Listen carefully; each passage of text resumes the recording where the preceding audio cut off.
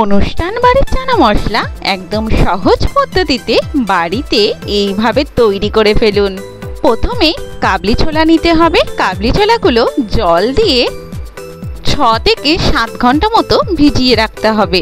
ভেজানোর পরে ফুলে বড় হয়ে যাবে, তখন কুকারের মধ্যে নুন আর হলুদ দিয়ে 5 থেকে 6টা সিটি দিয়ে নেব। পনিরগুলো ঠিক এইভাবে ছোট ছোট করে টুকরো করে নিতে হবে।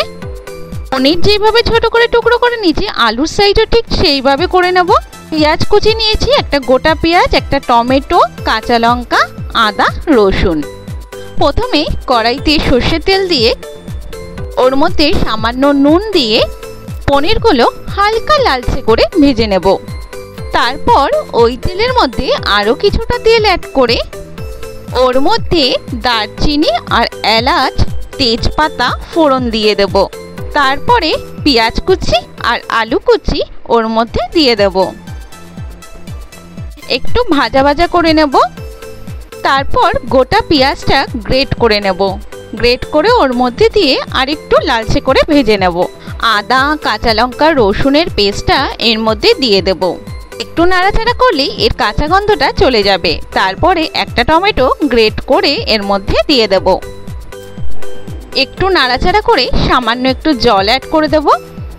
তারপরে এর মধ্যে দিয়ে দিচ্ছি হলুদ গুঁড়ো, লঙ্কার গুঁড়ো, স্বাদ মতো নুন,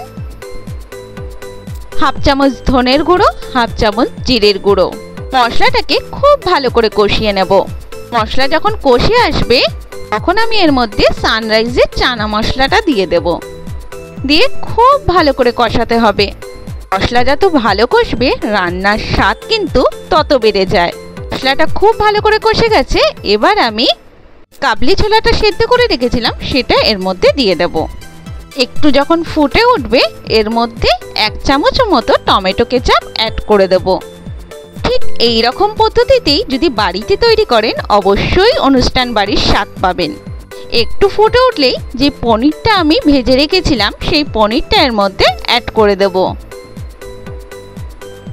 আমার রেসিপিটা ভালো লাগলে অবশ্যই আমার চ্যানেলটিকে ফলো করে দেবেন। রান্নাটা যদি ভালো লেগে থাকে লাইক, কমেন্ট, শেয়ার করে দেবেন। গ্যাসের ফ্লেমটা লো করে 5 মিনিট এইভাবে দমে রাখুন।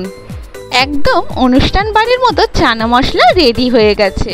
লুচি, পরোটা, রুটি, নান সব কিছুর সাথে কিন্তু একদম দারুণ খেতে লাগবে। আমি যেইভাবে করেছি ঠিক সেই পদ্ধতিতেই বাড়িতে তৈরি করবেন, প্রশংসা তো পাবেনই পাবেন। সবাই সুস্থ থাকবেন, ভালো থাকবেন। দেখা হবে নতুন ভিডিওতে। Thank you.